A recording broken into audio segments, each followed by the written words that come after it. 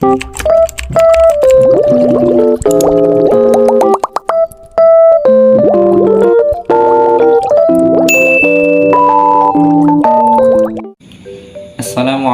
warahmatullahi wabarakatuh. Perkenalkan, nama saya Hercules Eko Pronomo, NIM 2111210005. Saya mahasiswa Prodi Pendidikan Agama Islam. Saya berasal dari kelompok 7, membuat video untuk memenuhi tugas psikologi pendidikan dengan dosen pengampu Bapak Febrian Amin dan rekan saya. Perkenalkan, saya Niken Arista, NIM 2111210024. Selamat belajar.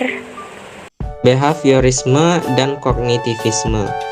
Sebelum kita mempelajari dua hal di atas, alangkah baiknya kita mengenal beberapa teori belajar. Teori belajar dibagi menjadi 4, yaitu behaviorisme, kognitivisme, konstruktivisme, dan humanisme. Behaviorisme yaitu tingkah laku, kognitivisme yaitu struktur kognitif yang ada pada diri manusia. Yang ketiga, konstruktivisme atau teori belajar membangun. Yang keempat, humanisme yaitu teori belajar dengan cara memanusiakan manusia. Behaviorisme.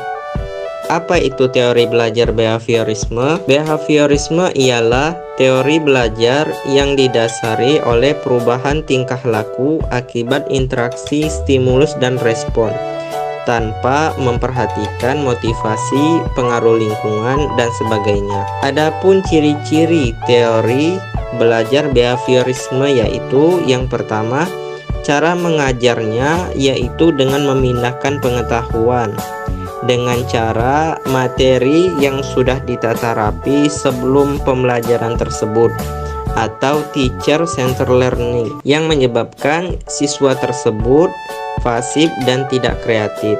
Ciri-ciri yang kedua yaitu siswa tidak mempunyai pengetahuan awal karena tidak memperhatikan faktor selain stimulus dan respon. Ketiga yaitu fokus pada hasil yang terukur, hasil atau hasil yang bisa dilihat, diamati, dan diukur, dan tidak mementingkan proses belajar mengajarnya.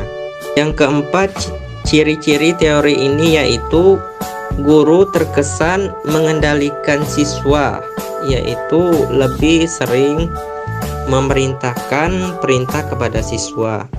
Yang kelima yaitu reinforcement, yaitu penguatan respon dan memperkuat hasilnya, dan di sini hukumannya itu lebih ditekankan. Contoh dari reinforcement yaitu yang pertama, contohnya seorang guru memberikan tugas pada muridnya.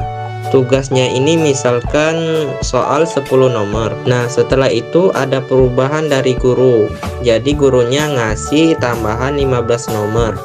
Nah, si anak ini tambah semangat mengerjakan soalnya tersebut. Nah, maka itu yang namanya reinforcement positif. Terus yang satu lagi, misalkan guru memberikan soal pertanyaan yaitu 10 soal, kemudian siswa tersebut terlihat biasa-biasa saja, dan guru tersebut mengurangi soalnya itu menjadi 5. Nah, dan setelah itu siswanya itu semangat belajarnya itu bertambah. Nah, itu yang dinamakan reinforcement negatif. Sedangkan dengan hukuman, misalkan seorang guru itu memberikan 10 pertanyaan dan si anak murid itu tidak mengerjakannya sama sekali, dan akibatnya siswa tersebut ya bakal dimarahin atau diberikan hukuman. Selanjutnya, apa sih kognitivisme itu?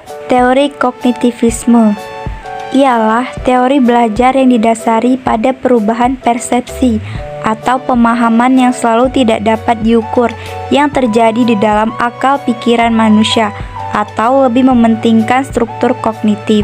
Ciri-cirinya ada 4. 1. Siswa mempunyai pengetahuan awal dengan cara guru tersebut memberikan apersepsi atau mengkaitkan apa yang akan dipelajari dengan materi-materi yang sebelumnya. Misalnya 1. Asimilasi, yaitu info baru yang menyesuaikan pengetahuan awal. 2. Akomodasi, yaitu pengetahuan awal yang menyesuaikan info baru. 3. Ekoilibrasi, yaitu penyeimbangan lingkungan luar dengan struktur kognitif dirinya, atau keseimbangan asimilasi dengan akomodasi. Ciri yang kedua, materi disusun dari yang sederhana sampai yang kompleks. Yang ketiga, berfokus pada proses. 4. Siswa aktif. Baik, itu saja yang dapat kami sampaikan. Lebih kurang kami mohon maaf. Wassalamualaikum warahmatullahi wabarakatuh.